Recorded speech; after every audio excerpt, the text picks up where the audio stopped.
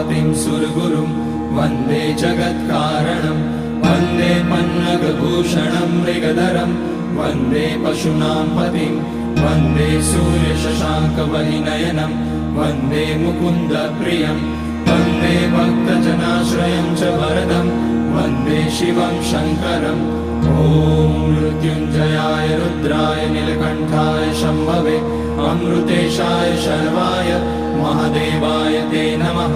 नमस्तेस्तु भगवन् विश्वेश्वराय महादेवाय त्र्यम्बकाय त्रिपुरान्तकाय त्रिकाग्निकालाय कालाग्निरुद्राय नीलकण्ठाय मृत्युञ्जयाय सर्वेश्वराय सदाशिवाय श्रीमान् महादेवाय नमः।